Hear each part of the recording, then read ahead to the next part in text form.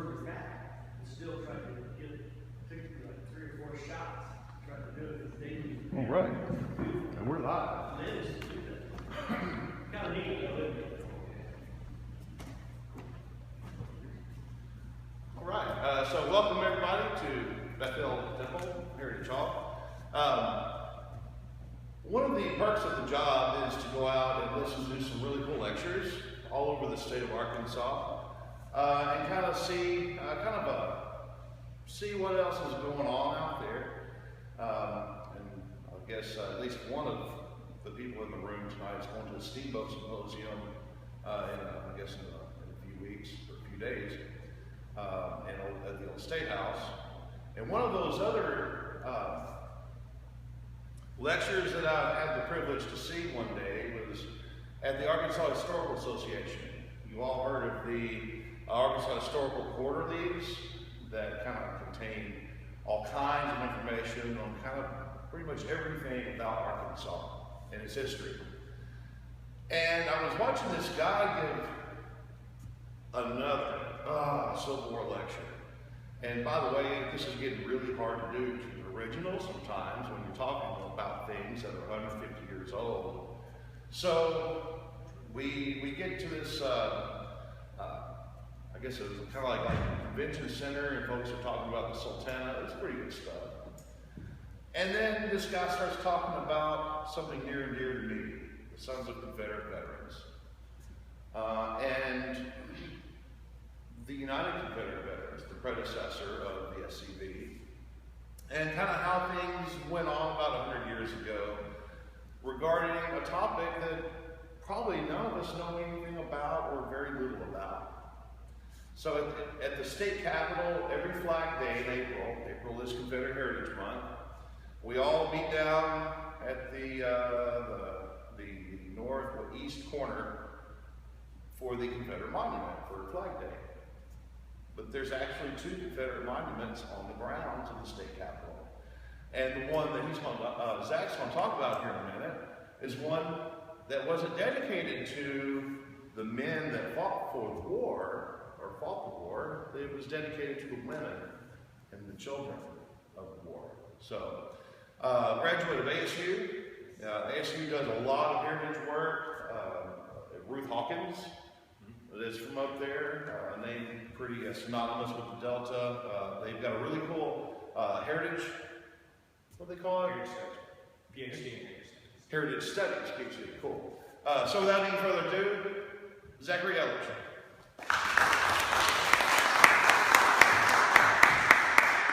Thank you. It's a pleasure to be here tonight, all the way from Barkin, of all places. So I'm a recent graduate of Arkansas State University with a master's degree, Master of Arts in History with an emphasis in public history. So when I was considering my master's thesis, I thought, well, I need to put an academic history and a public history bent on this. So what should I do? And one of my professors and I were talking. I decided to do something on monuments. And lo and behold, I have a twin sister.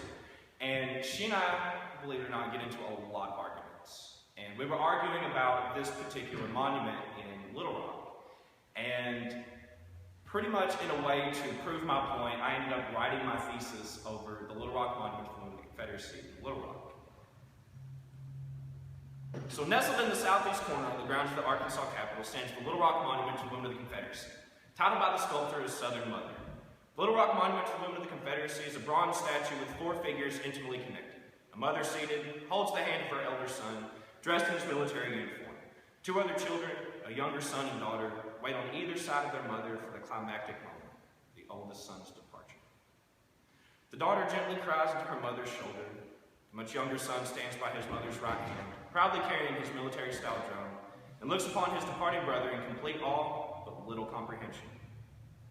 The mother and oldest son somberly stare at each other with a knowing look. The mother's face conveys proud resignation, while the departing son peers back with honor and preemptive longing.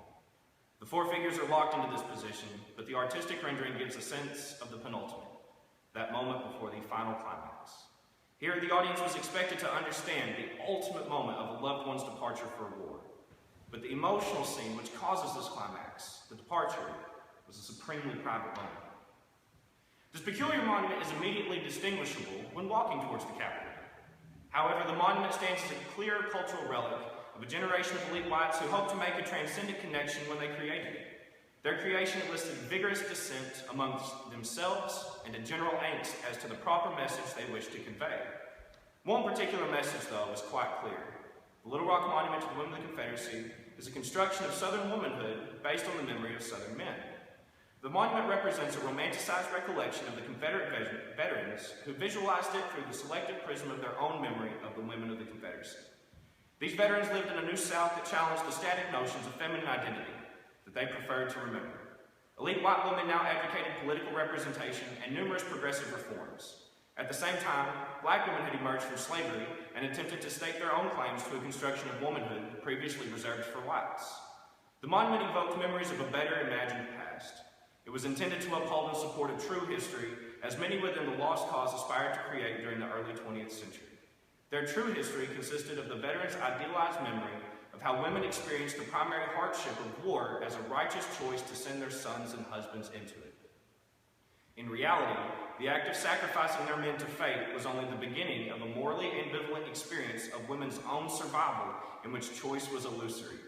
Thus, the Little Rock Monument's true history is infused with gendered perceptions about what constitutes Southern masculinity and femininity. As Southern men relied on women to restore their honor after the Confederate military defeat and expected women to revert to their previous inferior status, after the Civil War, so too did Southern men require Southern women to practice an inferior status in the early 1900s. During 4 years of Civil War, Confederate women met the challenges in their own independent way. However, at the time, other women did not unilaterally conform to the principles of tireless devotion to the Confederate cause. Many women wrote to the government officials and pleaded for their husbands' and sons' dismissal from the military. They knowingly hid deserters, or they actively resisted the state's conscription of their provisions. Women stretched the boundaries of antebellum propriety and acted in ways that could be considered political in their struggle to survive their time as Confederate women. However, they expanded the concept of Southern womanhood through self-determination as the majority of men went off to war. Many women who came of age during the war shirked the antebellum strictures of the Southern lady. Of the men who survived the war, many were either wounded or suffered from battle fatigue, thus deepening the Herculean task of restoring male honor, a task that required many women to transition to a more public sphere. As Southern women began to equate a public road with the traditional gender roles, the idea of the Southern lady began to change.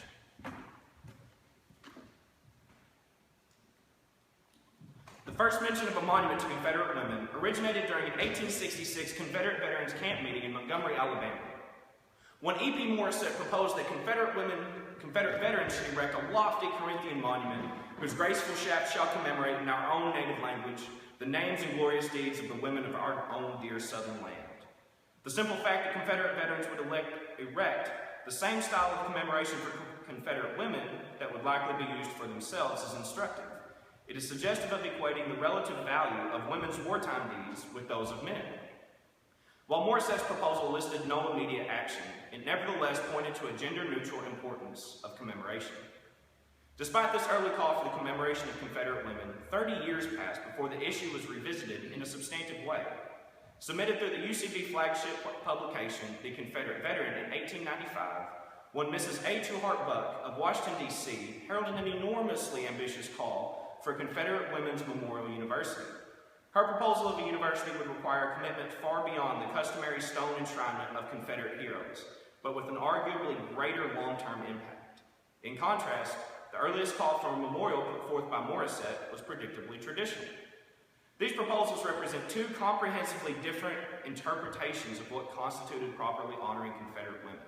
The prime difference being that men advocated a static icon to reflect the past, whereas women supported an iconoclastic institution to transform the future. I think most Southern women would prefer something that, as Mrs. Davis says, would be a constantly recurring benefit to mankind, to a marble shaft. But as Mrs. Buck points out within her own proposal, such a dynamic and long-term memorial as a university is not easy to maintain, nor would it require a minimal amount of financial support. Even though Mrs. Buck's Memorial University did not ultimately receive the funding she wanted, the call itself presents a minor event in the traction of the women's rights movement. By advocating for more pronounced educational opportunities for Southern women, Mrs. Buck continued to advocate the movement of Southern women into a more public sphere, than allowing Southern women to contribute more resources to their family than just domestic necessities. The university, or even a memorial scholarship, had the proposal been funded and implemented, would always have enhanced Southern women's economic opportunities independent of the sphere of Southern men. Because there is apparently no mention of the necessity of a memorial university by the UCV or Southern men, it is probable that most never considered this a viable option. There could be many reasons for this, not the least of which was the astronomical cost which would have rendered further debate moot.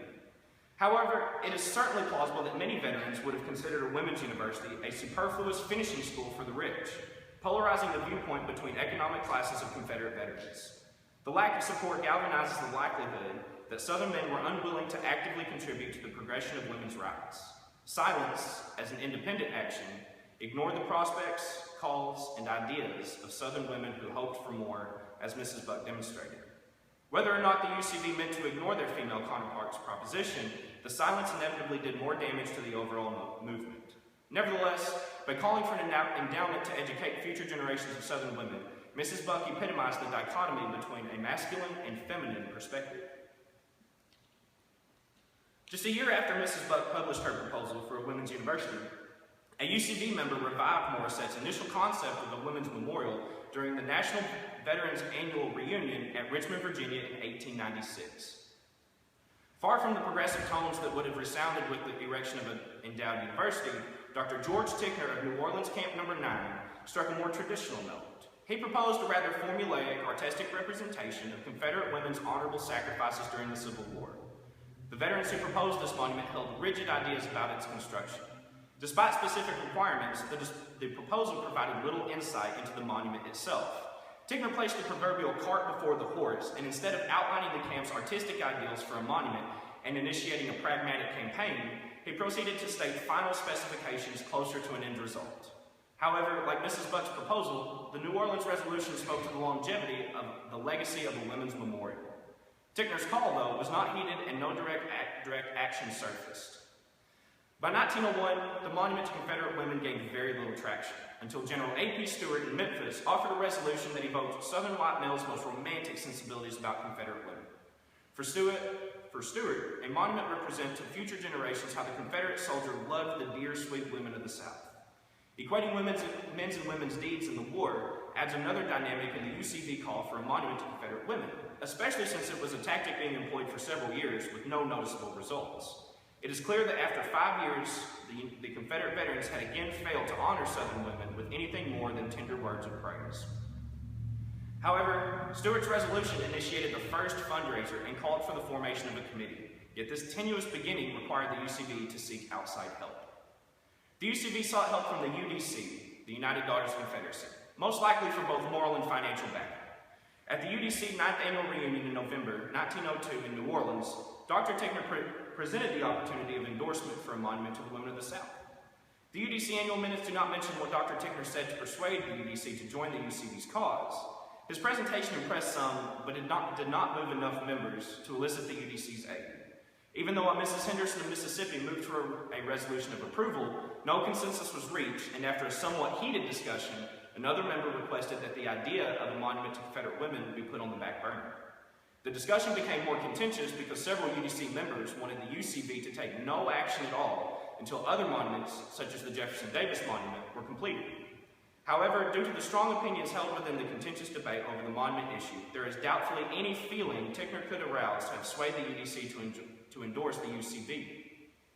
Had the UCV attained the endorsement, they would have had access to two primary fringe benefits: the legitimacy of the dominant Confederate Memorial Society and the powerhouse fundraising machine that allowed the UDC to erect and commemorate so many memorials. Indeed, had the UCV been able to receive the aid of the UDC, the veterans would have effectively endorsed categories of women's rights contrary to antebellum sentiments of femininity. In the same year, the UCV began a modest program to raise funds for the monument to Confederate women. The UCV committee created a fundraiser by soliciting funds from a subscription list comprised of 1,400 UCV camps. To increase subscription and encourage other patriotic Southerners to contribute, the Monument Committee realized it needed to enlist the help of the Southern press. Despite the growing number of subscriptions to the Monument Fund, the UCV could not progress further except by continuing to verbalize the pressing need for the monument. Former Colonel Garnett Andrews emphatically declared that their neglect failed to do suitable honor to the memory of our Confederate women, and in our vanity, we love to shine in the reflection of their glory as part of our own. Until now, our empty subscription coffers have sounded echoes of our own shame. Confederate veterans failed to honor Confederate women's wartime sacrifices as they failed to protect and honor those same women during the war. The honor which drove many Confederates into battle now drove many veterans, at least vocally, to call for a women's monument. However, after 6 years with no formal movement, except for an ad hoc committee and an internal fundraiser, the UCV showed little Southern honor except in singing the praise of Confederate women. Compared to the previous annual reunions, the 14th annual reunion in 1904 in Nashville, Tennessee was arguably less cordial. As the ending component of the committee's report, Dr. George Tickner, as chairman of the Confederate Women's Monument Committee, tendered his resignation. Tickner did not say why he resigned from the committee, but his wife's future actions allow for some introspection. As an eventually contentious opponent to the Confederate Women's Monument, Mrs. Margaret Drain Tickner becomes the driving force behind the anti-monument movement. With this hindsight, Tickner's resignation without reason revealed the disharmony within the UCV on the monument issue. It is very likely that Tickner may have just been fed up with the unsupported monument campaign he started. While it is possible that Tickner's wife may have persuaded him to resign, having a key figure of the committee, indeed the founder, relinquish his responsibility from the monument movement delegitimized what little progress the UCV had made. This event further highlighted the continuing presence and tacit influence of well-connected women within the monument movement such as Mrs. Tickner and Mrs. Buck, who advocated competing visions of Confederate feminine memory. Subsequently, a newcomer, Cornelius Irvine Walker, introduced a new resolution at the 1904 UCV reunion calling for a resurgence of support for the monument movement and a new committee. Walker, who became the commanding general of the UCV, was appointed head of the committee to advance the work on the monument. This is the first major character to bring the Women's Monument Committee from a backbench movement into a mainstream action.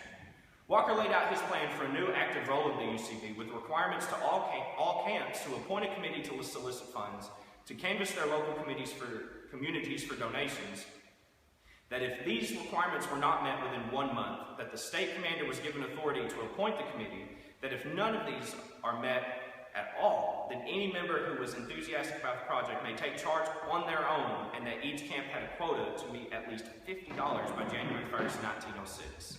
From Walker's stipulation that $50 must be raised until the next annual reunion in New Orleans, Louisiana, only 75 UCV camps met the prescribed quota, with only 9 camps having raised the sum before the 1905 reunion.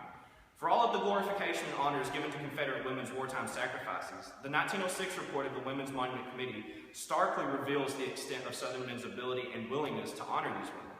This reunion, just 10 years after the initial call for a monument, did little but remind the UCV that their ability to fund major monuments to Southern memory, at least on a national level, were strained. Thus, regional movements within the UCV's constituent camps broke into smaller individual movements outside of the ultimate control of the central UCV committee. The Arkansas division of the UCV formally affirmed their involvement in the monument movement in 1906 at the state annual reunion in Fort Smith.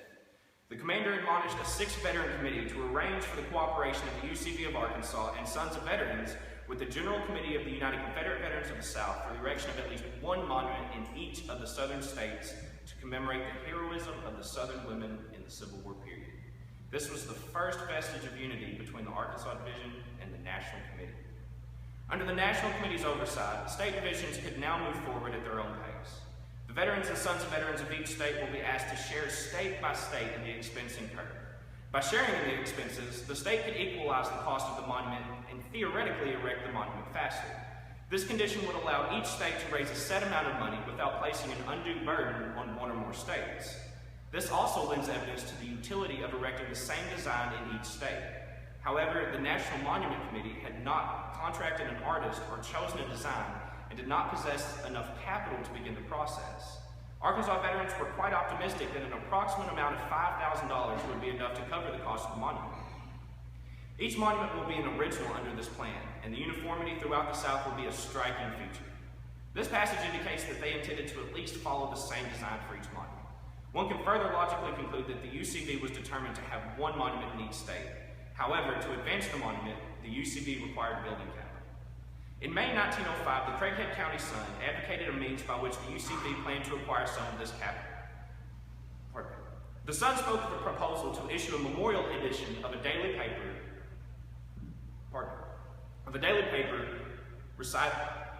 reciting many of the incidents affecting the Arkansas women during the Civil War, and it is hoped to realize that the sale of this edition enough money to start the desired fund for the Women's Monument.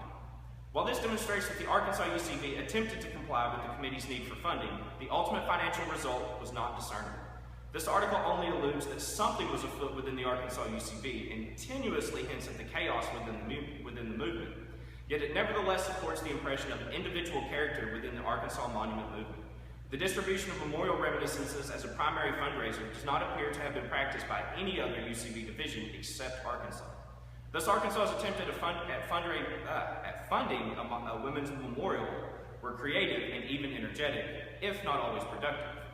Even though the UCV Monument Committee may have created a stable organization by 1905, there is no evidence of widespread fundraising in concert with participating state UCV divisions. Because there were no evident guidelines or active regional fundraisers dictated by the National UCV, Arkansas and other states were apparently left to their own initiative to produce funds for the Monument Committee. The sale of Arkansas Women's Civil War reminiscences in a weekly newspaper laid the foundation for a book, which was the Arkansas UCV's initial concept to raise funds. After compiling the reminiscences for the special edition articles, the Memorial Committee presented a report to the annual state convention to ascertain their ability to publish them in a bound volume, and was unanimously approved by the reunion, and the committee was made a permanent one, and authorized to publish 3,000 copies of the pamphlet. The committee then compiled the reminiscences in Confederate Women of Arkansas in the Civil War, 1860 to 1865 Memorial Reminiscences. The fact that the committee was able to work and progress quickly confirms that the Arkansas UCV were intent on completing a women's state monument. The memorial book, which sold for 50 cents for a paper copy and $1 for a cloth copy, however, even selling their fundraising book for $1 a copy for 3,000 copies, there was no possibility that the Arkansas UCV could have accomplished their $5,000 goal with this book alone. The Arkansas UCV would have been hard-pressed to sell more than 500 copies, as there were few libraries available as a market, and the book possessed such a niche audience, not to mention a steep cost. It is unlikely that the Arkansas UCV would have relied solely on this book's sale. The only evidence of fundraising proposed by the National UCV, besides the quota instituted by Walker, the National Committee endorsed a regional fundraiser known as the Monumental Tag Day, to be delegated to whichever division wished to employ it. The Tag Day fundraiser was nothing more than a sale of tickets or tags, which garnered financial support and could not have been more successful than the sale of memorial reminiscences. As neither of these fundraising tactics were very productive, this highlights one of the reasons why the UCV was unable to erect the Women's Monument as quickly as the UDC were able to. Certainly the two groups shared a common objective, but this did not render the UCV equal to the women in regards to fundraising. While the UDC overcame these problems with considerable fundraising efforts, the UCV remained unsupported. By 1907, it was clear that the Arkansas UCV had substantial problems in finding a steady stream of revenue to fund the monument program. Arkansas Senator John P. Logan issued a scathing condemnation of the lack of funds for what he considered such a noble project. He directed his retort primarily at the Sons of Confederate Veterans of Arkansas. In the midst of describing his honor in naming the state sponsor and maid of honor for the SCV annual reunion in 1907, Logan also expressed his disbelief in the lack of financial support given to the monument campaign by reprimanding the SCV for not following his instructions to donate to the Women's Monument campaign. Logan's chastisement within a popular media outlet underscores the lethargy, if not apathy, for the monument movement among the UCV members, because they could not summon a groundswell of activity within their own ranks and could only stir minimal support from outside interest. By appealing to the Sons of Veterans with such a passionate cry, Logan seems to warn the subsequent generations of SCV members, at least in Arkansas, that they must rise to the call of memorializing those women who had already entered their places in Southern memory. It also seems that Logan may have been shaming the Arkansas SCV for failing to cooperate with the veterans who wanted to vindicate the women who sacrificed much to endow future generations in the light of the women of the 1860s. In April 1909, the UCV moved one step closer to their ultimate goal by tentatively adopting an artistic design. The National Women's Monument Committee initially adopted a design by artist Edmund Romulus Amadeus. However, shortly after this small victory, several prominent voices vehemently opposed the design. Essentially, it was considered too militant. It did not reflect the qualities of sentiment, grace, and self-abnegation in the women they wished to honor. The original design was the embodiment of militarism. A female figure brandishing a sword by the blade with one hand and a flag with the other. The controversy over this rejected design is instructive and reveals the competing ideas about the meaning of Confederate womanhood and the proper artistic expression of those ideals of femininity. However, Wallace Strader, who served as the treasurer of the Arlington Monument in 1909, supported the Amatae's design. For Strader, the design encompassed the full spirit and action and admirably expresses the unconquerable spirit, the dauntless courage, the unfailing devotion which animated the women of the Confederacy. Strader was a lone voice in advocating the Amatae's design. From April to July 1909, months before the adoption of the design in the region which denounced it, there were 4 articles published protesting the Amatae's design, including an editorial from S.A. Cunningham, editor of the Confederate Veteran, the Florida Division of the UDC, and one Mr. J.E. Dupree. Obviously, both Southern men and women refused to accept the possibility of a militaristic expression as the cultural vindication of a gender group ranging almost 50 years of history. The loudest voice of all, though, was from one Dr. H.M. Hamel. A prolific writer of Southern virtue and culture, Hamel possessed a carefully scripted idea of Confederate womanhood. For Hamel, heritage seemed to override symbolism in artistic design. In a statement to the Confederate Veteran in April 1909, just after the Amatae's design was chosen, Hamel stated his vested interest in the monument movement. His mother was a Confederate woman, and therefore of that worthy company whom the Confederate Women's Monument is designed to honor. Thus, Hamel is likely to have taken special exception to what the artistic design would symbolically represent, even though, from his logic, all Confederate veterans had the exact same bond that Hamel held. Further, Hamel's statement paralleled the greater narrative in that the men who were erecting the monument held a greater personal fulfillment as a subset to honoring Confederate women. Within his introduction, Hamel designated sewing, nursing, cooking, and other loving ministry to sick and wounded Confederates, which precipitously caused his mother's health to decline under her self-imposed burden during those dark days of war. This provides excellent insight as to how a non-UCV member viewed the overall monument movement. Hamel's bias toward the monument is evident in the description of his mother's worthiness of commemoration. Thus, from a male perspective, Hamel's view of the monument mirrored a deep-seated construction of Southern femininity that was unabashedly domestic and mirrors the same views of femininity in the early 20th century. For Hamel, the monument design violated every canon of art or good taste or historic condition. As such, Hamel paints a very critical picture of the symbiotic relationship between the monument design and the theme it is supposed to represent. Hamel further qualified his taste by dedicating a section of his article to famed heroine figures with more masculine personas. I am tolerably sure that the Confederate women does not care to be reincarnated in a bronze as a composite of the classic Amazon, the Wagnerian Brunhilde, and Carrie Nation. In Hamel's mind, these composite characters conveyed the antithesis of Southern femininity. The memorial design, according to the intended audience, should complement and conflate feminine qualities as the truth of Civil War history. Instead, Hamel opened that the old picture of the Carthaginian woman weaving the strands of her hair into bowstrings for husbands and sons, or of Cornelia pointing to her children as her jewels, or even the little brown mothers of Japan twisting their braids into a mighty rope to sound the temple bell, have more art and beauty and pathos and truth to me than this besorded symbol of a kind of Southern woman that never existed, and I pray never may exist in this artist, except save in the artist's fancy. The affiliation Hamel criticized between correct and incorrect representation represented qualities which many Southerners attached to femininity.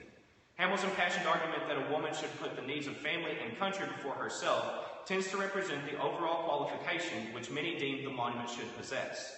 Not an outwardly masculine crossing into the realm of femininity, even though the equation of women's wartime deeds to those of Southern men were propounded as a reason to erect the monument.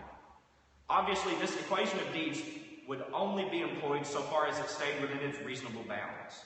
This passionate response leaves little to the imagination as to how many Southerners viewed the importance of women's actions, passive or active, during the war. Think of the sweet little homebody of the Southland, brandishing a big sword by the blade and declaiming like a candidate for the legislature an oration upon states' rights. Obviously, Hamill thought that for Confederate women to possess manly characteristics was the antithesis of her servile nature and obligation to family and country, as that was a job inherently reserved for men. Hamill's fellow veterans concurred. In a review of the Memphis reunion, the Confederate veteran mentioned that the design for the proposed monument to Southern women, having been submitted to the reunion, was almost universally rejected. The Amazonian proportions and warlike attitude of the figure not conforming to the ideals of a true Southern woman. After the 1909 reunion in Memphis, the National Women's Monument Committee discarded the original Amate's design and endorsed another. Ms. Belle Kinney of Nashville submitted a model which in pose and expression seemed to meet with the most cordial approval. The design is simple and impressive and appeals to all as typical Southern womanhood. The National UCB Committee left no justification for their decision, which has been uncovered. The UCB annual minutes did not mention a vote tally or why or how the Belle Kinney design superseded other designs to communicate the UCB's message in a better fashion. The way the committee selected the design suggests that someone of the committee knew that the Amate's design was going to be rejected and admonished Kinney to submit her design at the reunion. In choosing the Kinney model, the committee enjoyed the symbolism of a daughter of the South who could faithfully commemorate Southern womanhood. Intimate association with the Southern people eminently qualifies her to grasp their genius and to picture those attributes of the Confederate woman as we would like to perpetuate her glorious memories. The UCB surely considered Kinney the premier choice primarily because she was a Southern woman, which would have given them much more legitimacy in their espousal of Southern culture. Kinney's monument represents fame and her calm expression of justice by the coronation of a female figure with a laurel crown. The woman typifying the sacrifices made by Southern women in those strenuous times, having done all in every way possible to relieve the wounded soldier. She tenderly holds and nurses back to health. Indeed, General Walker opened that Kinney's design embodied in this magnificent conception the idea of women's loyalty to Confederacy and how unconsciously she is being rewarded for what she did. This loyalty epitomized many veterans' qualifications that the responsibility for learning the true history of the South's participation in the Civil War centered upon Confederate women, including what their sacrifices during the war could teach future generations. The symbolism of the monument does not artistically further this idea of education, but rather presents the Confederate woman finally receiving the crown she deserved for her sacrifices, but, true to her modest nature, would never think to accept. Despite the acceptance of the UCB committee, Kinney's new design did not receive the approval of all parties. Much like the former monument design, significant criticism emerged in response to the symbolic nature of Kinney's vision. Several members of the UDC constituted a faction that was vehemently opposed to the Kinney design. Mrs. Tickner, as the wife of the original chairman of the First Women's Monument Committee, emerged as the driving force behind a protest campaign against the Belle Kinney design. It is difficult to fully account for the extent of Mrs. Tickner's influence within the UDC, as she attempted to flank the organization when she did not get her way. After Mrs. Tickner raised resolutions at the 1910 annual UDC reunion in Little Rock, Arkansas, there was much debate over how to treat the monument question. Ultimately, Mrs. Tickner argued that these resolutions, those opposed to the monument, be printed in the annual minutes of the UDC. However, her proposal was defeated by a substitute which sent a subtle message to her in response. The substitute resolution suggested that she, Mrs. Tickner, should write a kindly note of protest to the UCB if she desires to let them know that she was not pleased with the model.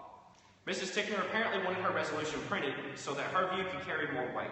Instead of sending a letter directly to the UCB, she published her protest within the Southern press. However, it is also interesting that within her protest, Mrs. Tickner presented the UDC as supporting her disapproval, while in reality, the UDC, as reported by Cornelia Branch Stone, had not made such protest and wholesale criticism towards the monument until she put the words in the mouths of many of her fellow daughters. It is hard to determine just how much Mrs. Tickner's opposition permeated the Arkansas UCB, who were, no doubt, in attendance at the UDC annual reunion. Even if the Arkansas UCB did not have much involvement with Mrs. Tickner, the upheaval surrounding the monument design itself might have called the choice into question. It is plausible that Tickner presented a public relations conundrum to the Arkansas UCB. Could they adequately honor the Confederate women of the past without the full approval of the Southern women of the present? Nevertheless, her propaganda campaign against Kinney's proposal resulted in substantive repercussions. In January 1911, shortly after the annual UDC reunion in Little Rock, Mrs. Tickner penned several letters to Southern newspapers espousing her opinion against the monument design. She sent editorials framed as personal letters concerning anti-monument rhetoric, which included her protests and resolutions passed at the annual reunion in Little Rock, Arkansas. To many of the daughters, the proposed monument to the women of the 60s is wholly inadequate to represent the matchless women whose memory it is designed to perpetuate. As with Hamill's argument against the first monument design, Mrs. Tickner opposed the monument on the grounds that it failed to adequately represent the trials of Confederate women during the Civil War. Unlike Hamill, Mrs. Tickner's opinion, as a Southern woman, brings a wholly significant and unique perspective to the story. Mrs. Tickner, like several others, most likely advocated for money to be spent in ways that required no pedestals, such as scholarships and homes for the elderly. However, it is also likely that Mrs. Tickner concealed her true reasons for this practicality. Mrs. Tickner may have employed the design flaw as a convenient excuse instead of calling attention to projects that were much more meaningful and proper for Southern women, as Mrs. Buck did when she advocated for Memorial University. At the same convention in 1911, Mrs. Helen Plain of Atlanta urged the UDC to support a home for the women of the Confederacy, which the editor of the Times-Union purported to necessitate more consideration and ardent approval. Thus, Mrs. Tickner's opposition to the monument stems from a minority view that money, especially involving the memory of Confederate women, should be spent in more enduring ways. However, Mrs. Tickner's opposition, contrary to her view otherwise, did not represent the UDC's position, even though she presented her protest as the voice of the entire UDC.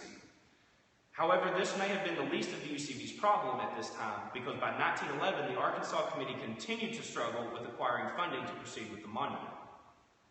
In January 1911, the apprehension over the funding for the monument was dispelled through a dramatic state appropriation for the Arkansas UCB. David Edward Barker, a Drew County, Arkansas legislature, introduced a bill to the Arkansas State Legislature to subside the UCB's uncertainty by granting the group a $10,000 appropriation to defray the expenses of the work, and empowers the governor of the state to designate the place on the state capitol grounds where the monument shall be erected. Approved on March 3, 1911, the Arkansas State Legislature ratified a historically important act to erect a monument to the women of the Confederacy in Arkansas during the Civil War period, 1861 to 1865. The act provided a $10,000 appropriation and set the monument's placement on the grounds of the new state capitol. Interestingly, 6 and 5 of the enacted law created a much more significant legal action. This act shall take effect and be enforced from and after the day of its approval by the governor, and all laws and parts of laws in conflict herewith are hereby repealed. The fact that this law removed and repealed those laws and parts of laws in conflict herewith is an important legacy for this act, because it placed the Arkansas government as a fully committed partner with the UCB to ensure the monument's erection. The Women's Memorial benefited from the fact that this was not the first state appropriation for a Confederate-themed monument, nor was it the largest. In 1903, the Arkansas UCB, in conjunction with the UDC, requested a $5,000 appropriation from the Arkansas State Legislature for a similar Confederate beacon. This money, coupled with funds already raised, paid for a statue to the men of the Confederacy, sometimes referred as the Ruckstall Monument, on the northeast corner of the Arkansas State Capitol. It is likely that since the Arkansas State Legislature had one Confederate monument erected on the grounds for $10,000, then the second should cost around the same. However, since the UCB had little funds to speak of to pay for the women's monument, the legislature would be paying for the overwhelming majority of the cost. In a letter from the Louisiana UCB state chairman to the Louisiana UDC, the chairman explained that the National Committee selected the Bell Kinney design and that the monument would cost at least $10,000. Even though the Arkansas UCB had not solidified their intent to use the Bell Kinney design, $10,000 seemed to be a decent benchmark for other possible designs. The Arkansas UCB may have intended to erect the Bell Kinney monument since there was no immediate alternative, and so the appropriation of $10,000 would have been a reasonable starting point considering dismal fundraising amounts. Based upon the cost of the Ruckstall Monument and the projected cost of the Kinney design, the $10,000 appropriation allowed the Arkansas UCB Monument Committee a much more fluid, individualistic approach in choosing the perfect memorial design to represent Arkansas's Civil War women. Even though the National Committee of the UCB overwhelmingly recommended the proposed design of Bell Kinney, the issue remained contested in Arkansas. It was suspected that all states were going to be committed to erecting a monument to Confederate women would conform to the committee's endorsement of Kinney's design. However, the Arkansas UCB could not reach a consensus. It is credible that Mrs. Tickner's opposition to the Kinney design provoked doubt within several Arkansas Monument Committee members. In a letter appealing for assistance, the General of Louisiana's UCB pleaded with the Arkansas UCB to adopt the Kinney design. The General mentioned that South Carolina's monument, which was paid for and planned before the consensus on the Kinney design, was not quite as fitting as that endorsed by the National Committee. Apparently, he was concerned that Arkansas might bungle the decision and choose a lesser memorial. Indeed, if the former Confederate states could not agree on the same design for the monument, how could they expect to fully honor Confederate women? For the National Committee's decision on the design to carry more weight, it needed to be endorsed by as many states as possible. Striking a more conciliatory tone, the General continued to persuade the Arkansas UCB to accept the Kinney design. In view of the fact that these bronzes can be had at so much less of a cost than for different designs, and that it was the fruit of a Southern girl's brain and is of a highly artistic nature, I do hope Arkansas will adopt it. From the General's insistence, it is apparent that by 1911, the National UCB continued to hope that the total cost of the monuments would be shared by all former Confederate states. However, the Kinney design was not to prevail. After an investigation of the design model and presentation by the artist, Belle Kinney herself, the Arkansas Committee was split. On a vote, the committee stood hopeless, 3 on one side and 3 on the other. J.M. Lucy, B.Y. Cook, and Charles Coffin voted in favor of the Kinney design, while J.F. Smith, Dan W. Jones, and J. Kellogg voted against it. After a 7th member, Ben W. Green was added to the committee as a tiebreaker, hope loomed on the horizon. Instead, Green passed a resolution to advertise for a monument to cost $10,000 and leave to the artists to offer the best they could for the money, and that this should be open for a competitive bid and offers till noon of January 20th, 1912, and will consider everything offered. The committee did not discount the Kinney design, but she now had to compete with other submissions by other sculptors. Interestingly, the resolution was passed by all members of the committee, possibly in the hope that Kinney's detractors would change their minds. Instead of awarding it to Belle Kinney, a true daughter of the Confederacy, the committee chose a Swiss immigrant with absolutely no connection to the South. In a 5-2 vote, the 1911 contest awarded the sculpture contract to J. Otto Schweitzer. Born in Zurich, Switzerland in 1863, Schweitzer graduated from the Royal Academy of Art in Dresden, Germany, and subsequently immigrated to the United States in 1894. Schweitzer's biography mentions that having learned of the intention of a group of patriotic Southern citizens to glorify by a worthy memorial to the heroism displayed by the Confederate women during the Civil War, Schweitzer sent a pencil sketch to the Monument Committee with the result that the latter charged the artist with the execution of his plan. However, his biographer was also quick to note that artists seldom, if ever, won commissions by sending a pencil sketch alone. The Little Rock Monument to the Women of the Confederacy is Schweitzer's only work with a Confederate theme. This is most interesting considering 2 of Schweitzer's later works memorialize Abraham Lincoln and African American soldiers and sailors of the United States Armed Forces. It is not clear why the Little Rock Monument to the Women of the Confederacy is Schweitzer's only work with a Confederate theme. It may be that the unorthodox manner in which Arkansas veterans advertised for an artist allowed Schweitzer his only opportunity. It is possible that Schweitzer did not expect to win the commission and thus extended minimal effort. While other artists sent scaled models, Schweitzer sent only a pencil sketch. Or, Schweitzer may not have heard of the contest until near the deadline, thus necessitating that he only had enough time to send in a sketch. Whatever the case may be, the monument constitutes both an artistic interpretation on the part of the artist, Schweitzer, and that of the Arkansas Confederate veterans as the patrons. Schweitzer's artistic representation of Southern womanhood must have resonated with the true ideals the Arkansas UCB hoped for. After only 1 year of work, the Little Rock Monument to the Women of the Confederacy, Southern Mother, was erected on May 1st, 1913, to a crowd of hundreds of spectators. The formal dedication of the monument took place on the grounds of the Arkansas State Capitol. Grizzled soldiers from that thinning band of those who fought and bled for the gray and those who wore the blue were seated side by side in brotherly love with their sons and daughters, and the eyes of many were tear-dimmed as the orders of the afternoon recounted the dark days of hardship through which the Confederate women passed without complaint. While former enemies were able to mingle for the monument ceremony, it is safe to say that while Mrs. Tickner was not present at the monument's unveiling, she and her forces who opposed the monument must have bristled at the thought. Despite Mrs. Tickner's anti-monument campaign and numerous other problems, the Little Rock Monument to the Women of the Confederacy surprisingly became the second monument erected by the UCB to memorialize Confederate women. With an added jab towards those opposed to the monument, specifically naming the UDC, Charles Coffin, who spoke on behalf of the Arkansas UCB, noted that the UDC's refusal to endorse the monument hampered forward momentum in honoring Confederate women. This was not the main contention in his address, but it was remarkably impolitic and revealed the deep-seated tensions that still persisted between various constituencies of the memorial movement. The monument was a prerequisite for contemporary Southern honor which the living could rightfully claim now that they had done their duty. On behalf of the state of Arkansas, Junius Marion Futrell accepted the ownership of the monument. Futrell attested that what in fact drove and solidified a strong nation lies in the intelligence, honor, and patriotism of its citizenship. Futrell did not elaborate on what constituted proper patriotism, but as the event memorialized the Confederate values, it is safe to say that, at least for the South, patriotism laid in honor to the Confederate heritage. In a much more subtle fashion, Futrell characterized the overall meaning of the monument not just for the living, but as an instruction for the living.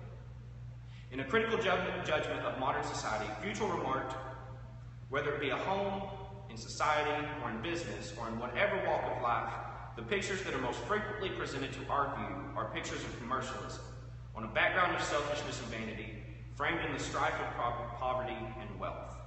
As a justification for his negative views of modern culture, Futrell specified the lack of Southern male oversight as the main reason why society had become so erratic. Instead of models of stalwart manhood, our youths are kept too much in a maze of scandal and depravity, and our girls hear too much of the evils of society and too little of the solid and charming virtues of womanhood and motherhood. The monument definitely allowed Futrell an opportunity to criticize the present by interpreting the past. As the South was in a state of cultural, political, and economic upheaval, the Confederate Women's Monument allowed Futrell and other men to condemn their present and based upon a constructed view of the past. After all of the speeches by the Arkansas UCB and dignitaries of Arkansas, one final speaker was left to reiterate the sacrifices of Confederate women during the Civil War.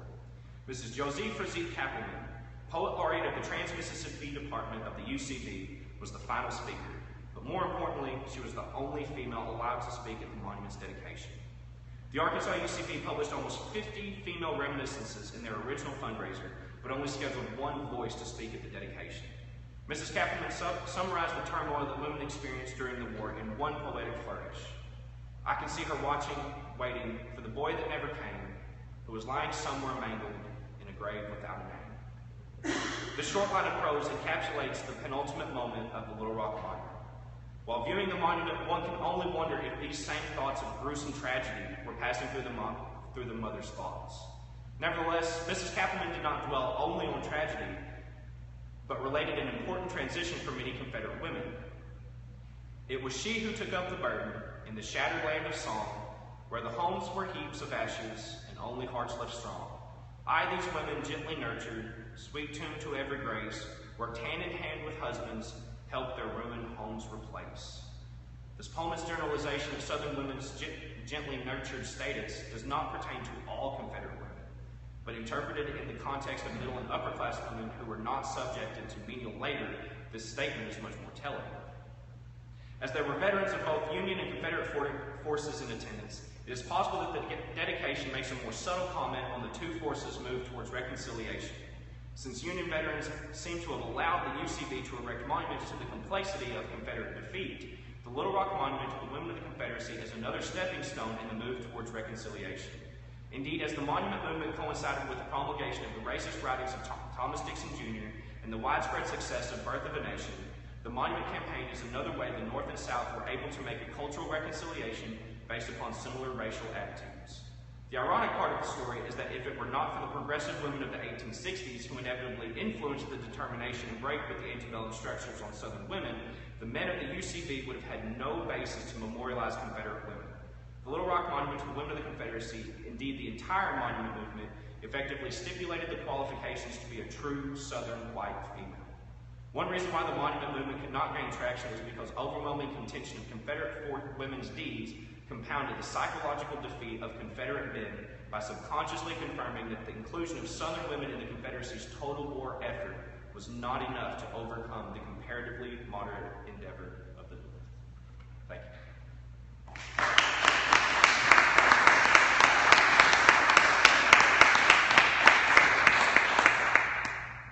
My eyes actually does. Are there only 6 monuments? There are only 6 in the former Confederacy. in the former Confederate states. Ironically, there was one erected around the same time in Maryland. Even though Maryland was a slave state during the Civil War, it never actually seceded from the Union. So, trying to figure out which monuments to study and which ones not, there are still current or more recent monuments to Confederate women which have been erected.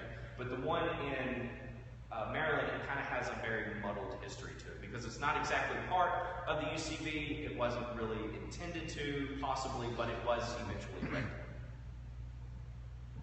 And I do want to point out that the one in Jacksonville, Florida is the only one that's not erected in a state capital. State capital being Tallahassee. How many of these monuments are in danger of having to be removed now? I haven't really heard of any kind of movement to take out any of the monuments. There was one, the one in North Carolina was recently defaced. And I figured that the one in South Carolina was as well, being on the Capitol grounds, mostly being in the embroiled battle over the Confederate battle flag. I haven't heard anything that somebody wants to take it. Whether or not it will actually come up, it might not. Then again, who would pay for the monuments to be moved? Where would they be moved to? Even if somebody started that campaign to move the monuments, that debate would take so long that none of them are in immediate danger of being moved. You said these are the 6 that are really associated with the South and the Confederacy.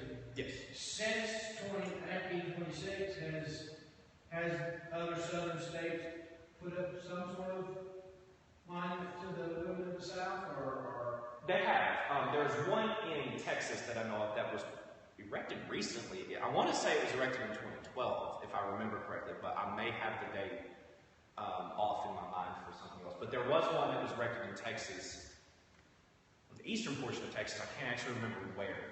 Not in the state capital. I think it actually has a monument, like a memorial to Confederate women gardens. Like it's an entire park that's dedicated to Southern women, or to Confederate women, which is really interesting. And the one in Tennessee was kind of done right at the last minute. As you can see, South Carolina 1912, 13, 14, 15, Jackson, Mississippi 1917.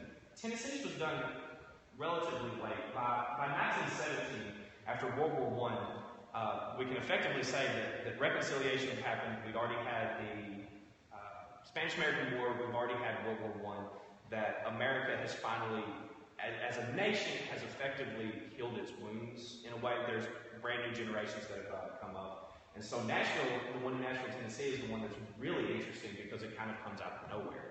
Well after all of these monument campaigns. And interestingly enough, the monument is actually in the middle of a memorial to Vietnam. All of the other monuments, as you can see around it, it's on this giant pedestal. It kind of comes out around the square, and all of the other monuments around it are to to soldiers who died in Vietnam, which is really interesting. All of the others are kind of just left alone, whereas that one has this other monuments put around it. And in pointing out, the one in Jackson, Mississippi, and the one in Nashville, Tennessee were the only 2 that followed the Bell-Kinney design. All of the others had a different sculptor. Columbia, South Carolina had Ruckstall as the sculptor, who also famously sculpted the monument to Confederate men in Little Rock as well. So the one in Jackson and the one in Nashville are the same? Same design, yes. Yeah. Bell-Kinney's design worked for both of those. All of the others are somebody else. And Louisiana wanted a monument. When I went down to Baton Rouge, a lot of the material for both this presentation and my master's thesis came from the UCB collections at LSU Archives. And there were a lot of letters between Louisiana and other states. And they just really couldn't gain the support for anything, and they couldn't get a state appropriation. Most of the states ended up getting a state appropriation. South Carolina did not, they actually had a very wealthy private citizen who paid for the entire monument. All of the others, I believe, had some sort of state appropriation, whether it was half, or in the case of Arkansas, whether it was the whole thing that paid for the entire monument. So, which is also really interesting because at the same time, still into the 1920s, the former Confederate states, South Carolina, Arkansas, and North Carolina, were still paying Confederate pensions, which is really interesting. I think Arkansas was paying $1.5 million a year in Confederate pensions to wives of Confederate veterans as well, which, in an interesting way, some daughters of the Confederacy really saw this monument campaign as an evil because the money wasn't being spent to Jackson, to Lee, to Davis, or anybody else. And there was actually only one mention to erect a monument to Mrs. Davis, which was interesting. Everybody else, it was this ephemeral, kind of quixotic idea of all of Southern women instead of one woman herself. So especially, I think it was in the early 1900s, I can't remember exactly the year, but Verena Davis, Jefferson Davis's daughter, dies. And there was no real fervor to erect a monument to her, who was effectively the daughter of the South, because she grew up during the Confederacy.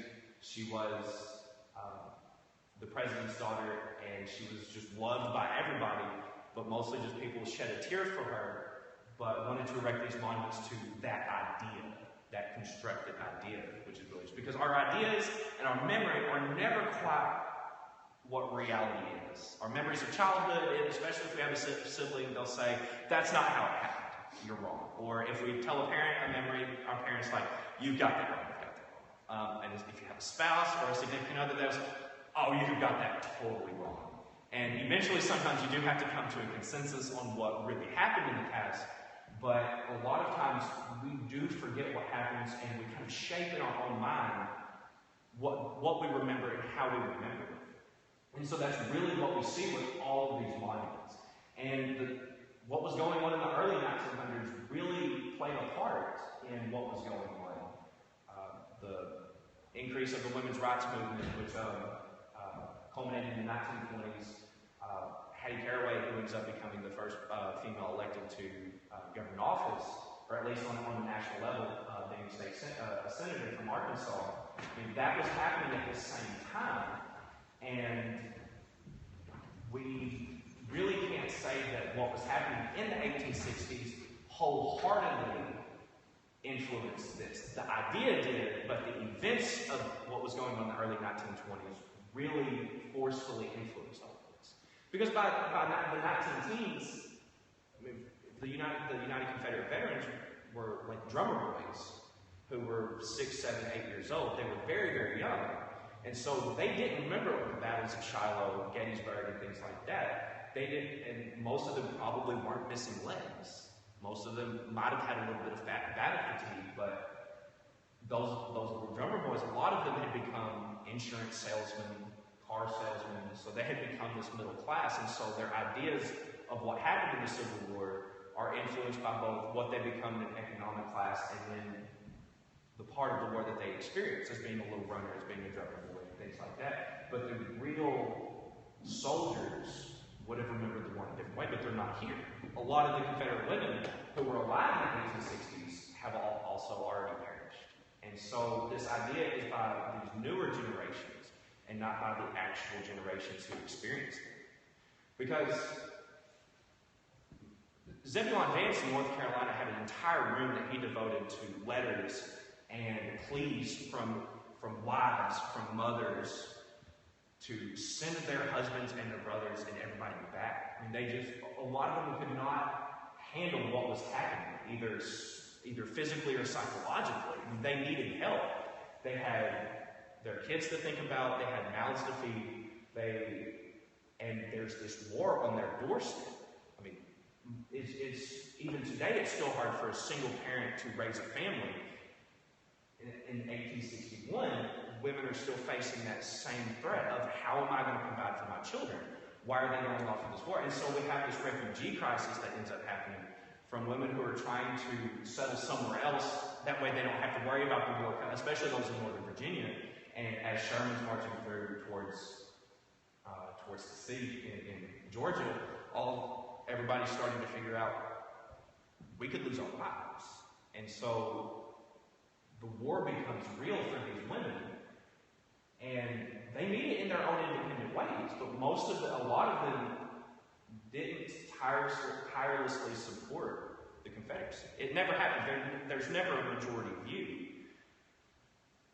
We still see that on recent wars, but the Confederate women, they were thinking about their own survival, primarily, the survival of their children. I mean, that's what most mothers think about. They think about their children first. And I think that's one reason why the Little Rock Monument really captures that idea the most. I mean, out of all of them, there is still this kind of militaristic principle, but on most of them, the Belle Kennedy Monument aside, is a mother with her children. But with Arkansas, she's bidding farewell to her son. I mean, for a parent to look into her child's eyes and say, go to war, that's heartbreaking. It's soul-crushing. She could have had a husband that's already gone. She could have had another son that's already gone. She has a younger son who may go after her. So we can only imagine what was going through many of these mothers and wives' heads. Like, I am sending you to your death, your possible death. And I still have to care for the rest of the family. I still have to care for the farm. I still have to care for myself. And so that's still what a lot of mothers have to do today when they send their sons off to war. And that's just a psychological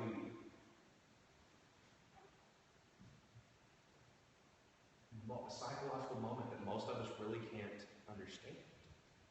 I mean, I'll never be a mother. I'll never know what it's like to give birth to a child and then send them to war. But I can only imagine what my mom would do if I said, Mom, I have to go to war. Especially with the media being able to see what war is like. I can only imagine what goes through her mind. My baby is leaving. What am I going to do? And Schweitzer's monument captures that. Being his only Confederate monument, he captures that idea so effectively. That pain that women really suffer in sending their child off to war and still having other children to care for. He captures that so effectively. And I'm not denigrating any of the other monuments, but I've studied this monument for so long, and I sat for a while when I was doing my master's thesis, just trying to get inside Schweitzer's head, because he leaves no journals. He left absolutely nothing to give any kind of reason of why he did this picture. So to try and figure out why he sculpted this, of all things, I had to sit for a while and try and imagine what was going through his mind. And being an immigrant to the United States, not even having been born in the United States when the Civil War was happening, and he captures this idea so effectively. I mean, it shows us that the war is a very universal aspect, that no matter what language you speak, no matter what culture you come from, sending your child off to war is a scary experience. And I think that's what went through his mind, especially having come from Germany where there is such a military presence. Yes? Well, it looks like it also captures a lot of what the women did. Like in 1861, she would have made that blanket around his neck. Mm-hmm. She would have made, the clothes he was wearing all the way down to, but not including the drum, which would have been manufactured. Closest here was probably Memphis, but everything that you see in this monument is something that she could have or would have made for him to be able to go off to war too. And every stitch probably had a tear attached to it.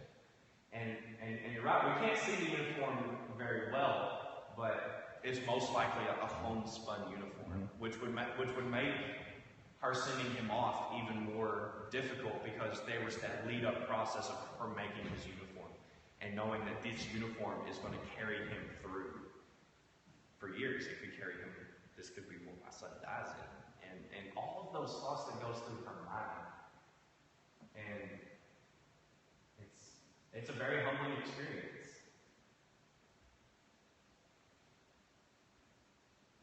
It was a very interesting monument to study. I've been working on this for 3 years. So I've been trying to figure out and just think about this monument. It's been in the back of my mind, or in the front of my mind in a lot of cases, almost every day for 3 years. And the first thing I did when I went to say this is as I found a picture of it, I went to see it at the Capitol grounds. And it's really interesting to see a lot of monuments, whether it's a Confederate monument, a Union monument, a monument to Vietnam veterans, whatever it is. The thing that monuments have is that our cultural perceptions as the viewer get placed on the monument. So monuments and statues are essentially timeless, because what we're looking at is exactly what people were looking at in 1913 when it was erected, but we have different views about what it was. And my experience of trying to get into the mind of Schweitzer leads me through my entire cultural background, living through the South from the 1990s forward, whereas somebody else who's viewing this, who lived through the 1860s, is going to have a completely different idea, whereas 100 years from now, if this monument is still here, somebody's going to have even more cultural perceptions that they're going to put on this. And we put those on everything we see, whether it's on TV, whether it's a book that we read, we put everything through our own cultural experience.